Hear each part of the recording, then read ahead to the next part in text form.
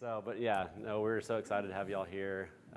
This is part 1 of 2, okay? So if you like the first part, hang around for the second part. Tracy and Carly are gonna just fill your heads with so much knowledge this first go round.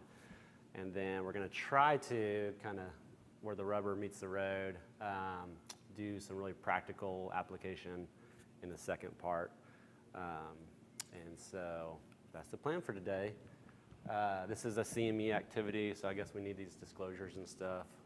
We don't have any disclosures besides we love doing MAT and we love these patients, and we want more people to join us in on that. No conflicts of interest. So I'm gonna tell you about myself, and then I'm gonna hand it over to the experts here. But we thought we'd start with our stories just to tell y'all how we got involved in caring for these people. And so for me, I'm a family medicine doctor. I work in Birmingham, Alabama at Cahaba, but I actually grew up in Oklahoma. I went to residency in Memphis, and so there I met the Rick Donlins and the Steve Noblitz and John David Williamsons of the world, and that kind of changed my life as far as getting into this whole CCHF world. So ever since residency, I've been coming to CCHF, and I love this community and this conference. But moved down to Birmingham about 7 years ago, and a group of us started urban residency program kind of there in the inner city of Birmingham. I actually renovated a house, me, my wife, my 3-year-old boy. I don't know if you've seen him running around being disruptive here at the conference, but we actually run a guest house, and so students and stuff can come stay with us. So if there's any students in the room, you're welcome to come crash with us in Birmingham. So why MAT? Why am I standing up here today? So in my residency, where I trained, awesome place, I didn't do any controlled substances. Okay, I got 0 training on how to do controlled substances in residency, and I went down to Alabama. Initially, as we were getting the clinic started, we had to kind of work at some of the other Cahaba sites. So I went to a place called Bessemer, Alabama. Melissa, you know Bessemer, Alabama. I named it the Bessemer Beatdown. It was a very busy, hard clinic. But one thing I learned quickly on is, so someone told me the county that we kind of were abutted next to was the second highest prescription rate of opioids in the country per capita. And anyone, S-Town podcast, that's like that area, okay? So if you listen to S-Town, that's what we're talking about. And it's like every third patient, I was the new guy, every third patient came in, looking for controlled substances. I had never prescribed one in my life. And here I am trying to figure out how to do well for the patient. And it seems like the harder I tried, the longer the visits got, the more the patients seemed to, especially when I was kind of saying no, or let's work through other options. We've maybe providers in the room, you've had this experience. You kind of start getting maybe attacked, like, oh, you don't care for me, like you don't care about my pain, you don't care about what's going on. And it's just kind of attacking me and who I was as a provider. And that was like a really low point for me in my years. I was just like, gosh, what is going on? I'm trying to love these people, and I feel like they're just attacking me. And thankfully, we had a provider there who, MAT, buprenorphine therapy, was like just becoming a thing when I entered into residency, and a little more of a thing as I was exiting. And we had a provider from the north who actually trained doing it. And so she came along and got us all kind of, she was our champion to get us to do buprenorphine. And yeah, that helped change my perspective on these people. I realized they had an opioid use disorder, and they were attacking me, not because they were bad people or because they just wanted to make my life miserable, but they actually they wanted help, and they needed treatment, and they didn't know where to do or what to do, and so it was a cry for help. And so anyways, been doing MAT now for the last 7 years. Grown, learned a lot. Hope to kind of give y'all some of that knowledge and expertise and shortcomings of my own today. But I'm going to hand it over to Carly and Tracy, and I'm going to not talk again until next session.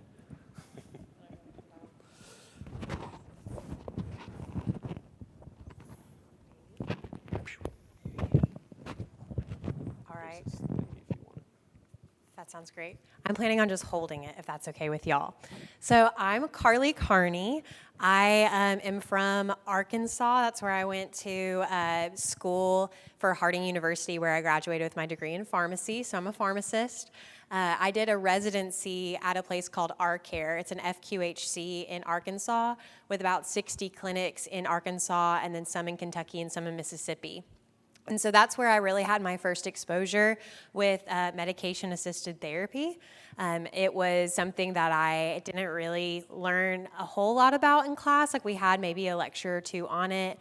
And I was going in to this clinic and this residency more so to learn just about chronic disease states. So how do I manage people with diabetes, with high blood pressure? But in my second year of residency there, we got tasked as the clinical pharmacy team to help patients be treated with hepatitis C. And so when I was asked to really come aboard and come up with treatment protocols and helping providers learn how to take care of these patients that have been diagnosed with hepatitis C, it very much blended over with patients that have had substance use disorder. I was very confused as to why I was involved with this. I was very interested in women's health. I was very interested in, like I said, chronic disease state. And so when I was asked to, contact these patients and talk with them, I was really nervous and really scared. But after my first phone call with a patient, I realized these people just need Jesus, and they need love, and they need care. And from that point on, being able to take care of these patients and cure them and help them in all ways of their lives was so impactful. So then I was concluding my residency at R-Care, and this is my husband, Caleb, and he grew up in the Nashville area where we wanted to move closer to family. So I started looking for other jobs, and I was just asking the Lord to lead me to a place that would take all the things that I've learned in my residency, and then also just be a place that I could grow into, have a blessing with. And that's where I ended up at Belmont University teaching there, and I've started there since July.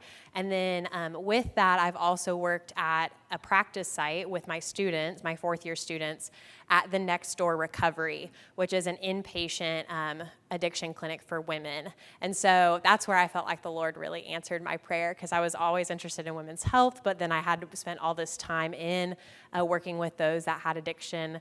And then now it all blended together. And it's where I got to meet Tracy. And so I'll let her tell you her story.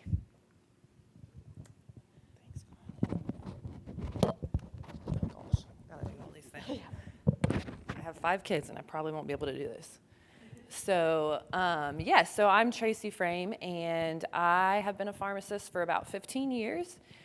So I grew up in Indiana, went to school in Alabama, did a residency in Denver, Colorado. Actually lived in Ohio for about 6-7 years, and then moved to Nashville. So I've been in the Nashville area for about 10 years. 8 of those years I was working, and 10 of those years I've been at Belmont University, but 8 of those years I actually started working at the Next Door Recovery, and so I've been there for 8 years. I recently transitioned into a new position at Belmont as Director of Interprofessional Engagement, trying to get all of our programs to work together well, and everybody can learn the value of each other. So addiction for me is personal. So I grew up with a father that drank excessively too much. And he actually came to know Jesus when I was in 6th grade, and his whole life changed 180 degrees. And so I just really saw what it could do to a family and what it could do to someone's life, but also the power and grace of Jesus saving someone. So I personally, honestly, have never even touched a substance, neither alcohol nor any type of other substance. But I married a man that ended up being in active addiction, and he's been in recovery for 6 years. He's now a lead pastor in East Nashville. Amazing. God has used his story incredibly. Half of our congregation is in recovery. Just an amazing testimony there, but kind of walking through that with him 6 years ago when he basically told me in our kitchen, like, I'm going to kill myself. And we had to kind of walk through all of that 6 years ago. So that's my passion for addiction and recovery and the people in that community. So we are heavily involved, him and I are, in the Nashville area in recovery and helping recovery organizations.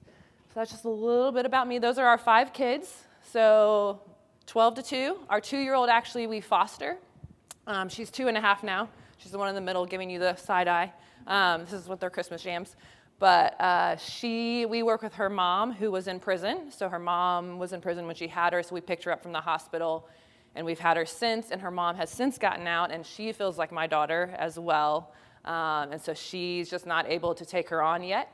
But she's doing well, and she's in recovery. It's great. It's an amazing story, and God has blessed me with both a shared daughter. Alea will always say, two mamas, like when we talk to Robin on FaceTime pretty much every other night. As soon as Robin answers, she'll say, two mamas, like, and Robin's like, yeah, two mamas, So anyways, it's great. It's amazing, and like God has done amazing things through that relationship with her. But yeah, so that's all of our kiddos. So today, these are our objectives. You probably saw them on the program, but we want to just talk through the medications. Then we want to address common misconceptions and stigma, and we want to educate on the rationale and benefits. So we've kind of combined all of these things just throughout the presentation. So really quick, because I'll probably just say the actual abbreviation, but medication-assisted treatment is MAT. Opioid use disorder is OUD. Medication used in opioid use disorder is MOUD. And then substance use disorder is SUD.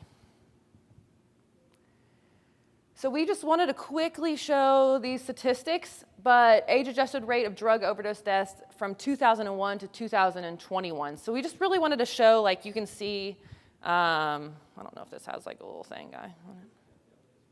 Ooh, look, okay. I'm like, where's the laser? Yeah, but you can see right here, especially in 2019, right? Like we have heroin right here, but we have synthetic opioids other than methadone. So really we're talking about their fentanyl. So you can see where it has extremely increased, even to 2021, and we know even now it's continuing to increase. This is also, we wanted to show you like the highest states with the highest overdose rate, death rates, and you can't see the key, but the green states, the dark green states, so West Virginia has the highest rate, and then the green states are all also second highest, and then it goes blue, light blue, white, right? I think so. Yeah. Okay, we're gonna go with yes.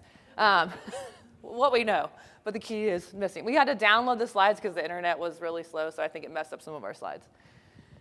But with that being said, we wanted to kind of just show you, like, a lot of the clinics actually are in the places, a lot of the CCHF clinics are in these places where these overdose rates in these states that are high. So I think we have some really great opportunity if CCHF clinics that are partnered with CCHF are not doing MAT, like how can we get into this and get involved with helping patients? So we have some myths versus truths. We wanted you to like sit by somebody and talk through it really quick before we give you the answer. So just find a partner. Or 2, I don't care, you can pick like 3 people, that's fine. Okay, so the first question is, MAT, specifically agonist therapy, such as buprenorphine and methadone, has a mortality benefit of what? So talk through it really quick. Yeah, if you think it's A, you can put a 1 up. If you think it's B, 2, 3, 4. Does that make sense? But we're not going to do it yet, so 10 seconds.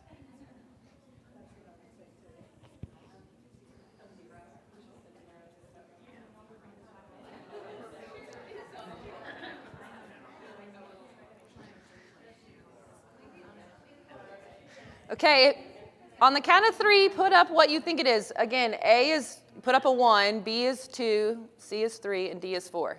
Ready? 1, 2, 3. 4, 4, 4. 3, 3, 4. Okay, so we have, man, you guys are good. So the actual answer is 50%. But buprenorphine and methadone, based on this study that we're showing here, were associated with about 50% reduced all-cause and opioid-related mortality. That's huge, right? Like that's 1 out of every 2 people. So that's something that I think that like a lot of people don't hear So just making sure that these are really good statistics for you to be able to tell people, like, okay, you don't agree with it, but it's saving 50% of people. So there we go. So why does it work? I don't know how many of you know MAT in here? We should have asked that question. So you have an idea of MAT. Okay, great. So this is probably like old news for most of you. But it works because it's basically a full or a partial agonist, right? So buprenorphine is partial, methadone's a full agonist. So basically they do have somewhat of an effect at the opioid receptor, right? We're going to talk through all the medications, so I'm not going to go fully into that yet. But yes, it's that partial agonist and full agonist effect. So full agonist, it binds and fully activates the receptor. Partial agonist, it binds and partially activates. It kind of has what we call a ceiling effect, right? So it only can allow that effect so much. So only allows so much respiratory depression. And typically people don't have death from buprenorphine because of respiratory depression, right? And so because it's of that partial agonist impact. The antagonist, naltrexone, was not included in that study we talked about, but it is very, very helpful for people, especially those people that maybe don't want to be put on something that has agonist effect. Other benefits we know of MAT treatment, so it helps retain people in treatment. We obviously have that decreased risk of overdose, decreased use of other illicit opioids, decreased spread of Hep C and HIV. Few injection drug user complications. Obviously, if they're on MAT and they're not injecting drugs, they're going to have fewer complications associated with that. And then fewer contacts with the criminal justice system. You want to talk through this one? Sure. Okay. Okay, question 2. Okay, so these may reduce mortality, but are patients really just trading one drug for another? Yes or no? And I won't make y'all necessarily answer it out loud, but think about what you personally perceive or what you would possibly answer right now before we share some information on that. So, all right. Ready? I was going to say, I can do the clicker if you want to. No, it's fine. So MAT, the way that I really like to look at it is thinking about it as a bridge between the biological and the behavioral components of substance use disorder. So using the medications that we'll talk about in just a second, we are able to use those alongside behavioral therapy to produce successful treatment of substance use disorder and to hopefully sustain recovery. So we really will emphasize how it is just a whole patient care system that we're really working with, and that we are using these medications as a tool for these patients and to be able to really make an impact on them with the end goal of recovery. So what you all need to know, especially working inside the healthcare field, whether it be you're directly working with patients or you just have an impact with them, is that you need to know just the mechanism of action of the agent. So we've already kind of hit that, talking about the agonist activity of the medicines, how the medications work specifically in treatment. The side effects we'll talk about, the potential for overdose, and the possibility of misuse. And these are very important education points for our patients.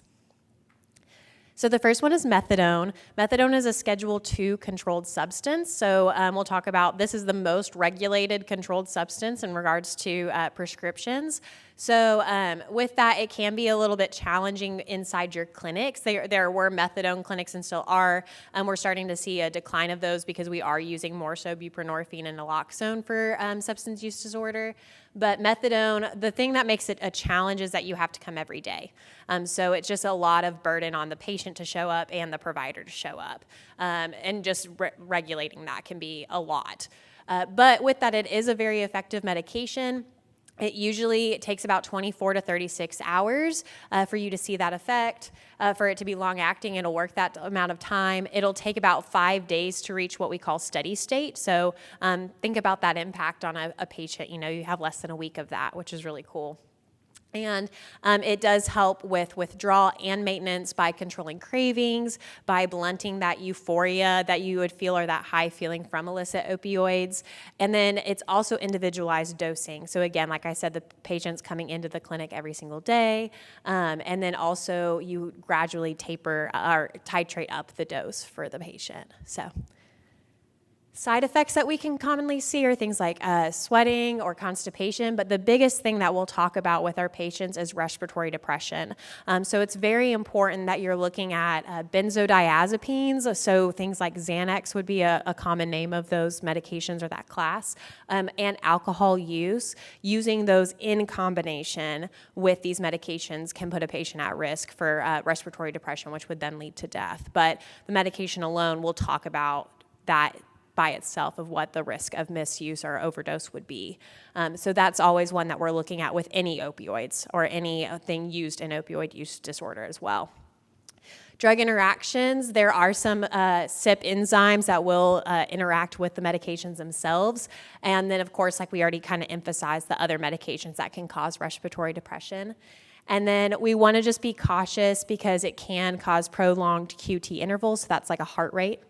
Hepatic impairment, so in the liver, if they have any issues with their liver metabolism, because that's where the drug is broken down, and that we just need to be sure to go low or start low and go slow with dosing the patient. Any questions on methadone? Any other comments too? No? Okay. Buprenorphine is a Schedule 3, so it's a little bit less regulated than methadone, which is nice. And what Tracy was referring to is that it has this ceiling effect. So because it's a partial agonist, you hit this point in which you can't really experience that euphoric feeling any higher. So you just hit a point there, which is really helpful for us as providers and also educating the patients when we talk about like potential for misuse. It is used for medically supervised withdrawal and maintenance and treatment. And the important things are, I think Dakota will talk about this in part 2 as well, is that we initiate this medication 12 to 24 hours after the last opioid because we don't want to precipitate withdrawal or have post-acute withdrawal symptoms that could be exacerbated by starting this medication too early. So we use this COWS scoring in order to make sure that our patients are in a really good state for us to start that medication. And it does have a long elimination, so it stays in the body for a really long time, which is nice. And then it also has the maintenance dose, is the dose that does prevent withdrawal symptoms and cravings. So there's also a lot of different products out there for patients as well. What we usually like to do in our clinic is we'll start on the oral tablets. So the Subutex or Suboxone, which is buprenorphine with naloxone. And then by the time that they're done with our treatment program, we'll start to talk about if monthly injections would be a really great option just for adherence and for touch points of the patient with the provider, having them come back every month to get the injections rather than the tablets. Adverse effects that you can see here, again, very similar things. I think nausea and vomiting is almost on every single medicine when I look at it in the long run, but that is something that has been reported. There is some mild euphoria that can be talked about because, again, the way that it works as the medicine. There are enzyme interactions that can be there, and again, we're looking at respiratory depression medications that would be prescribed alongside that medication. And then side effects or cautions that we have here, again, the benzos and alcohol and other CNS depressants, and again, liver things as well. If there is severe liver impairment, then we usually try to use just buprenorphine by itself, not with naloxone. And now naltrexone. So this is the last one of the medicines. So if you are not a pharmacist, thanks for hanging in there because I know it can be probably a little bit much. But naltrexone comes in 2 different ways. It comes in tablets and it comes in an injection as well. So buprenorphine comes in one and naltrexone does too. And it does reduce opioid cravings. It doesn't have, because it's that antagonist, it doesn't have any euphoric feelings at all. And it doesn't have the sedative effects, which is really nice. It is used for prevention of relapse following the withdrawal. So it's not a controlled substance, it's not addictive, but because it's only used for medically supervised for prevention of relapse after medically supervised withdrawal, they need to be opioid free for at least 3 to 14 days. So it's a little bit different than the other medicines. Adverse effects, look at that, nausea and vomiting again. And then injection site reactions are also a common thing when you're talking about injectable medications that you'll see. Yeah, it's a challenge for sure, yeah. Okay, I think Tracy's gonna take over this next part, but this next question is, Okay, but shouldn't I be concerned about overdose, especially with buprenorphine therapy? So we'll talk about that.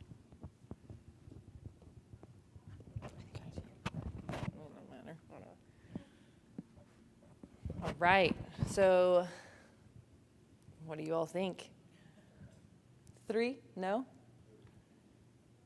Okay, great. So that's, oh no, our slide got messed up.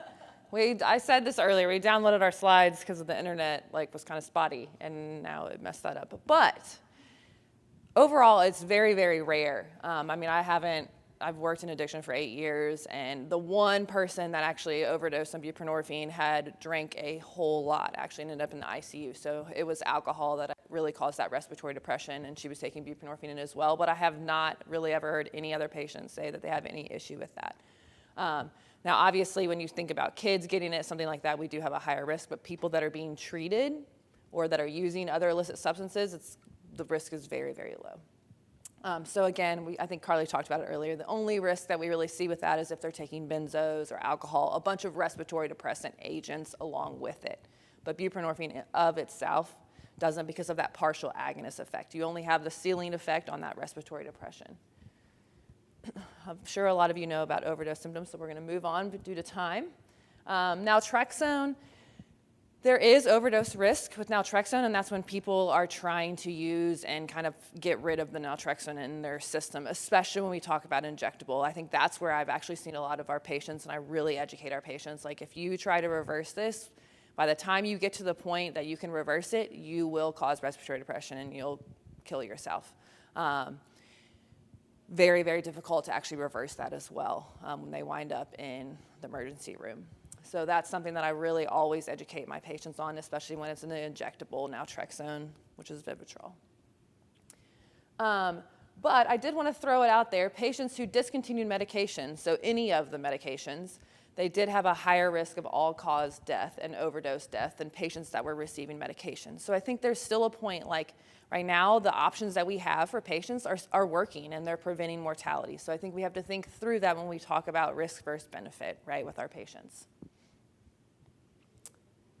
All right, so I understand the overdose risk, but doesn't it cause patients to get euphoria and high just like they would with fentanyl or heroin? What do y'all think? 2? Yes, but only to a certain extent. Everybody go with that? Yeah? You want to talk about it? All right, I'll go for it. So, yes, but only to a certain extent. So I don't want to say that, I definitely have heard patients say, well, it gives me a little bit of a high, all right? So it can cause feelings of euphoria, but it does have that ceiling effect, right? So as the dose goes up, but also, I would say the other effects of buprenorphine I see, I've seen people that are on way too much and they're passed out sitting in the hallway, right? So there are other effects as well of buprenorphine. So yes, can it cause a little bit of euphoria? Potentially, right? But I also have so many patients, y'all, that don't want that. That will tell me, I want my dose decreased. If you have a patient that's telling you, I'm going to my MAT provider or wherever they're getting MAT, and I keep telling them I want to decrease the dose, and they're unwilling to decrease the dose, that's a conversation I have with my patients as a pharmacist. It's well, is this the right MAT provider for you, right? Because if you're saying, I feel this is making me really tired, it's making me feel a little high, I don't want this dose, and you're asking them to decrease, we do have patients that physicians are refusing or providers are refusing to do that. But we also have amazing physicians out there that are saying okay, then let's make sure it's still covering those cravings, it's helping with these things, but let's also just decrease it a little bit and see how you do, right? So I think there are ways that we really need to look at, does it always cause a high, and is that a concern? That's because of the ceiling effect. And there is a review that did show that some people, yes, they experience intense, enjoyable effects, but really others a lot of times are disappointed, especially if you have someone that truly is in active addiction with fentanyl or heroin. It's never going to give them that high that they get from that, right?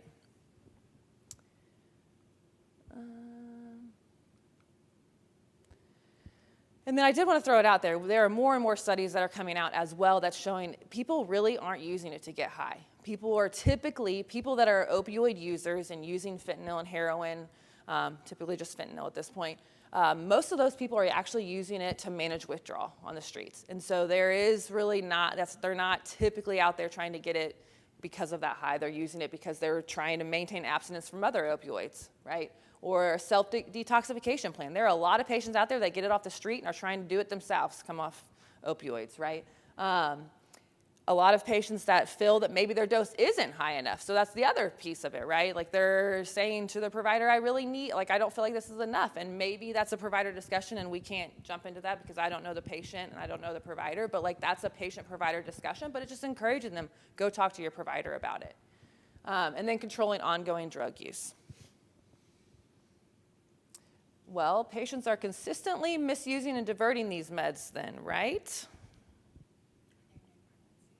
Want to do this, man? Okay. That's the slides. No, it's all good. Yeah. Okay. So what we wanted to look at here is looking at the misuse and talking about this. So as you can see, the gray is using the use without misuse, and then the yellow is the misuse itself. So on the left side here, a lot of these are prescription medications that we're seeing, and we already know this. We've talked about the opioid epidemic before, and that's what we're really looking at, and that's what we're really trying to address with these patients, is that there are more people that are being prescribed opioid substances and are misusing those substances too than there are people that are using. Let's see where buprenorphine is that the misuse is lower for sure compared to these other medications. And then moving on through that, looking at these studies too. So this is the trends in prevalence of the past year of buprenorphine misuse itself. And you'll see that it's trending at 2019, where the misuse among those with opioid use disorder and those without are starting to meet together, starting to become congruent. And this is really the study that I want to emphasize and focus on too, and it's kind of what Tracy already alluded to, is that when we're looking at the difference in the motivation between those who have misused buprenorphine, it's that these are the reasons why they're using these substances. It's because we see so often pain is the start of this, that the management of pain, the experience of pain that they're having, that's what we really see when it comes to this. And then looking like down this list as well of helping with my feelings or emotions, or feel good or get high. So I don't even think about just physical pain. That's usually the start of it, but we're also talking about emotional pain and, all the things that are tied with that as well. And that's a huge component for our patients. And that's just something, the stories that I hear from my patients, the stories that I see of the lives that they've experienced is that they have physical pain and so much emotional pain. And that's where I hope that I can help them alleviate those things and then also be a light to them and show them a way forward from that pain. And then here as well, this is a very wordy slide, so I apologize, but honestly, we're reading through it and we're like, I don't know what else to remove because it's so impactful. But this study looked at looking at, again, the usage of buprenorphine that was there. So the about 90% reported using non-prescribed buprenorphine for, again, self-treatment of withdrawal symptoms. So they're trying to do it themselves. And then 56.9% reported selling buprenorphine to someone else, and 47.9% reported giving buprenorphine, prescribing to them to someone else. So that's where we start to see it as well. And it obviously probably is closely tied to that 90% of those people who are trying to self-medicate and self-treat. And then looking down here at the bottom as well is that the results basically show that the higher mean percentage of days of non-prescribed buprenorphine used in the past 6 months was significantly associated with decreased risk of overdose in the past 6 months. So that's huge. So even though it is, being sold or being given to other people, which as pharmacists we don't encourage, it's also showing that even with that happening, people are not dying. And that's so impactful.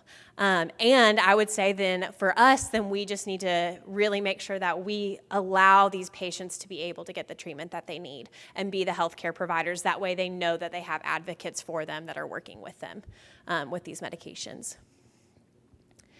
Okay, well, it sounds like MAT is a great option for men at least, but women can't benefit from that, especially those that are pregnant. So we're going to talk about pregnancy. Yes or no? No. Interesting. Okay. So methadone and buprenorphine in pregnancy in combination with behavioral therapy and individual and group counseling. First-line meds are methadone and buprenorphine. We'll talk about naloxone in a second. Studies are showing that patients, when we're using methadone and buprenorphine in pregnancy, there's increased rates of retention in treatment and prenatal care and length of gestation. And there's decreased incidence of low birth weight, premature delivery, and again, just the list of all of the things that we look at when it comes to pregnancy. And naloxone, this study is also showing that it's not necessarily a first-line option per se, but what we're seeing when compared to buprenorphine and methadone is that we're not really seeing anything. We're seeing no abortion or stillbirth, no changes in fetal heart rate, no difference in fetal anomalies between groups. So it's a risk versus benefit, compare and contrast, because we're looking at these medications of these patients that are experiencing substance use disorder compared to if they were having opioid use. And so at the Next Door Recovery where we work, we actually have pregnant clients with us. And so we are, what is the word that I'm thinking of, where we admit them more than other people do and quickly for pregnant clients. I'm not sure exactly what it is, but it's all good. Either way, we really make it a high priority, I think is all I'm trying to say, of patients that are, yeah, I guess so, of pregnant clients to make sure that we can take care of them and their child at the Next Door. But so when we look at those that are using MAT versus those for opioid use in pregnancy, we do see maternal death and overdose. We do see placental insufficiency and cardiac arrest and preterm births and all of these things associated with it.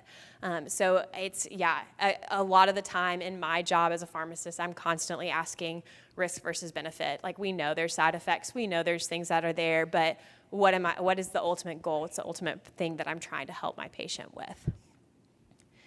Okay. So I should be at least, let's say you have a patient that's on MAT, I should at least keep them on for as short as time as possible, right? I need to get them off of this ASAP, as fast as I can with this medication. Addiction, do you want to talk about it since it's your favorite? Are you good? Okay, so addiction defined by NIDA and SAMHSA and NIH is a long-term and relapsing condition characterized by the individual compulsively seeking and using drugs despite adverse consequences. So as we were all talking about creating this slide deck and what we were presenting to y'all, all of us were so excited about this part because it's fascinating. And it's looking at this picture here of what happens to the brain specifically when we have illicit substances involved in a patient. And so what we see are those that are chronically using these things like heroin or alcohol, meth, cocaine. Looking at the dopamine receptors, you can see the availability of those receptors dwindling. And so what we know now is that for addiction, there's physical brain changes that happen in areas of that are critical when it comes to judgment and decision making and learning and memory and all of these different things.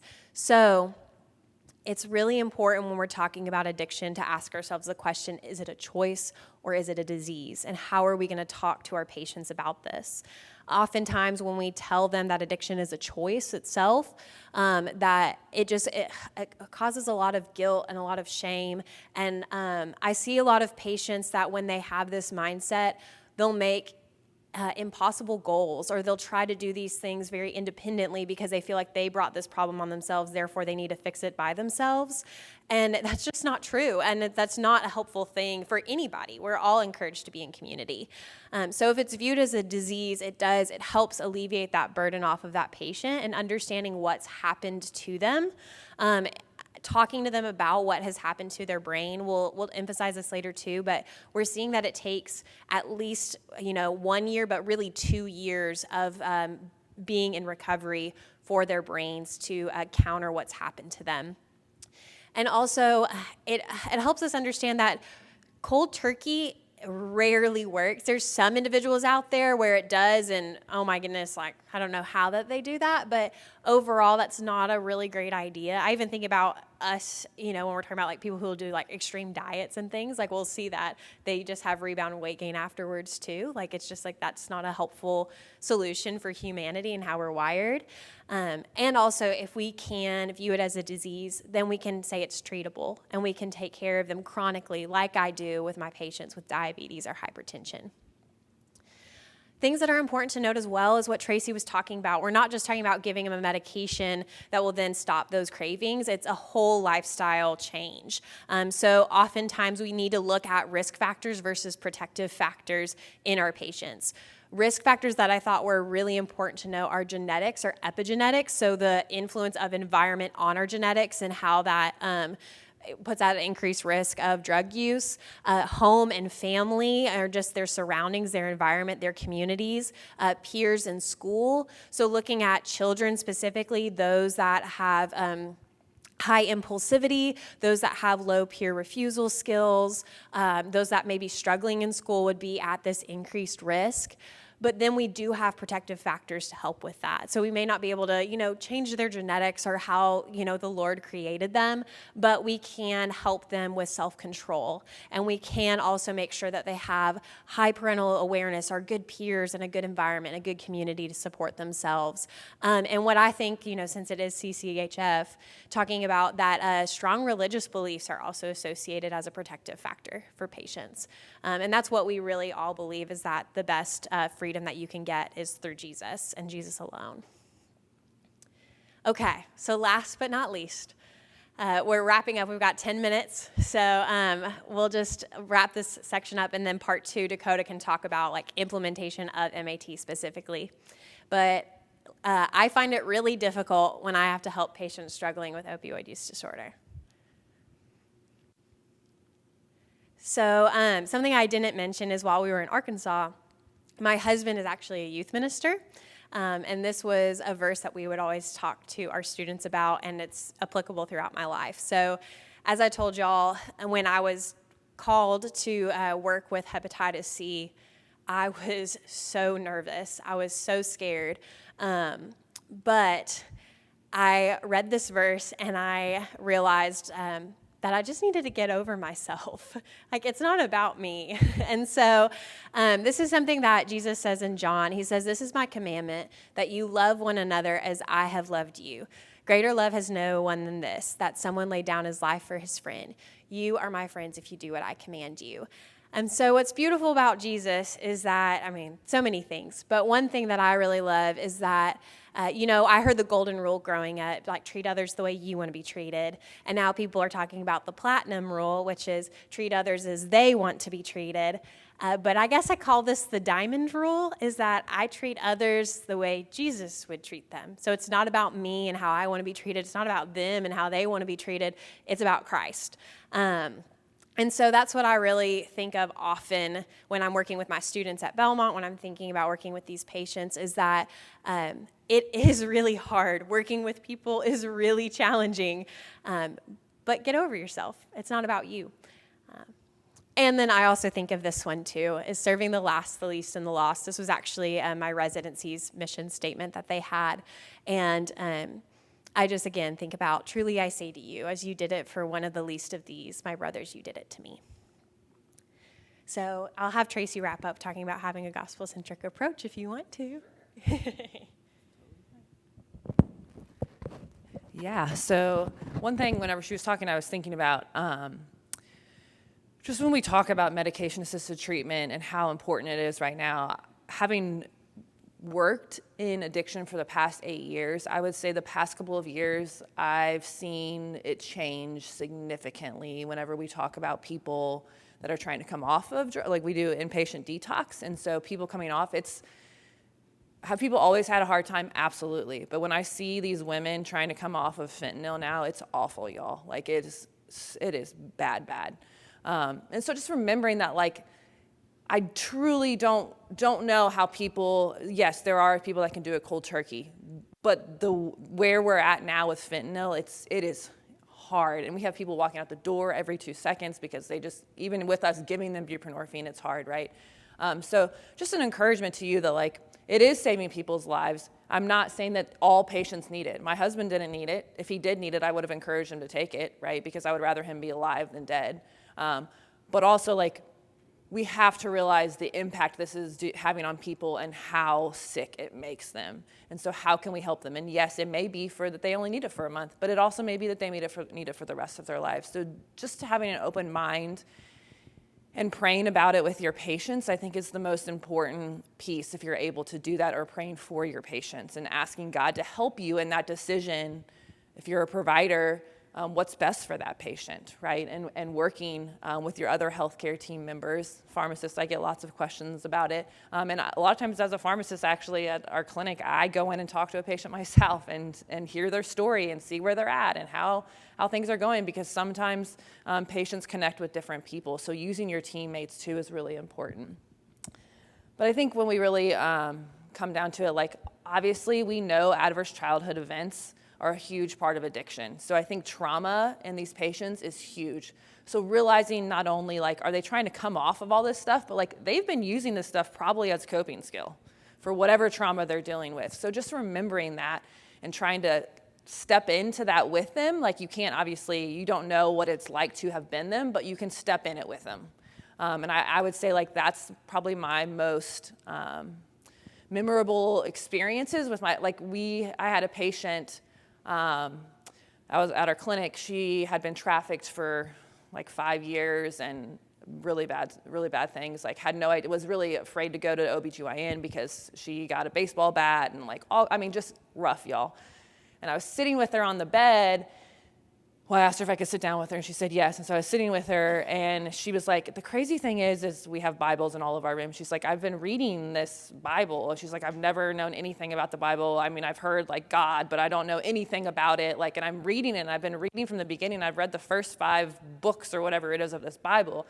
And I'm like, that's crazy. That's amazing. I was like, maybe I should show you where the New Testament is. But also I was able to talk with her about the woman at the well with Jesus and how she was a prostitute. I mean, this woman had been prostituting, and then she got literally knocked out and was being trafficked for 5 years. But like God can redeem you in this, right? And that ability to just sit with her and like let her cry and just listen. I think that is a huge part of these people's story, is like that connection between the trauma and that addiction, but also that connection between you and just having a person that cares, right? All of you here love Jesus, so that's amazing, and that's what people need. Like, people need that. I mean, we work in the recovery community. I don't know how many times I'll tell you, like, just even in church, like just going and sitting by somebody, just like saying, hey, how's it going, and then just talking to them and giving them a hug when I see them, and like, it changes people when they have someone that they feel like actually is seeing them. Also know that, like, and Dakota will talk a little bit about this, I think, just like knowing what you're responsible for, right? Like, what are you able to do as a professional? Like, what kind of intervention can you do, right? But I will throw it out there that, like, ethics and professionalism, all that, it can get really hard in this field because you have patients that you're loving and caring for, and how do you step in or how do you step out, right?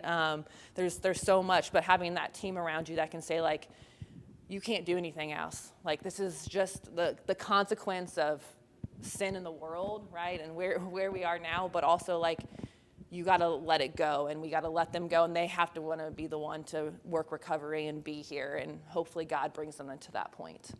But also, like, setting boundaries in that.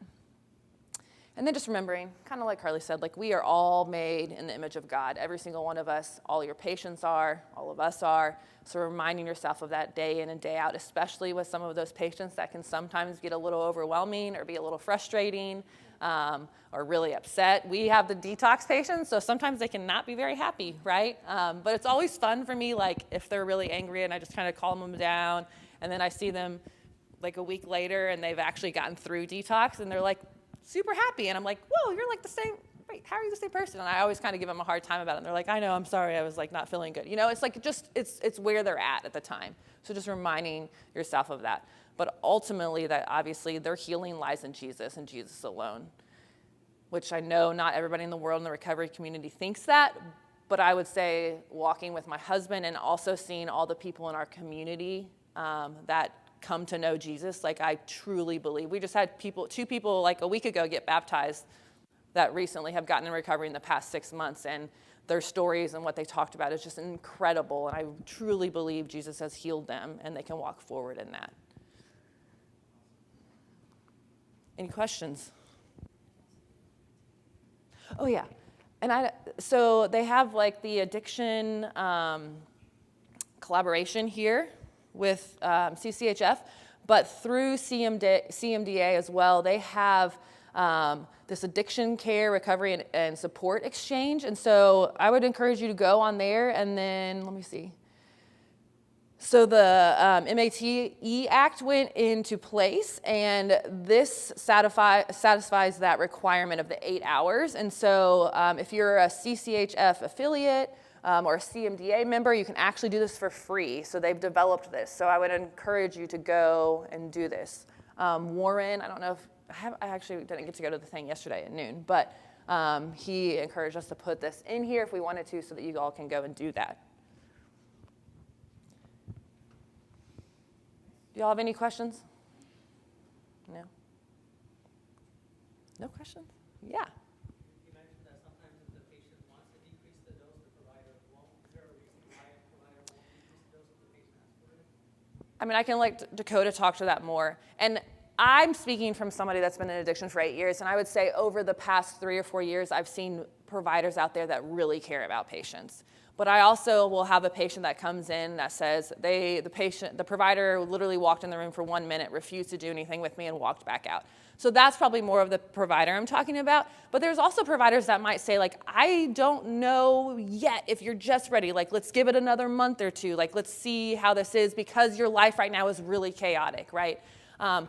But typically I would say, like, if a patient comes in and says, like, this is really making me feel like tired or really high, I want to decrease the dose, I don't think a provider that's really trying to care well for their patient is going to say, like, I'm not going to do that. But that's for me as a pharmacist. Like, if a patient was telling me something like that, I would say, like, well, do you feel like they listen to you well? Do you feel like they care? They come in the room and talk to you for more than a minute, right? Like, there are certain things and aspects I would say are good questions to ask patients, but I would say most of the people at, like, this conference are probably doing really great care with patients. But there are providers out there that are not. That's in every area, though, right? So I don't want to ever discount that. Like, it's all about that patient-provider relationship, and there are incredible providers out there doing incredible things.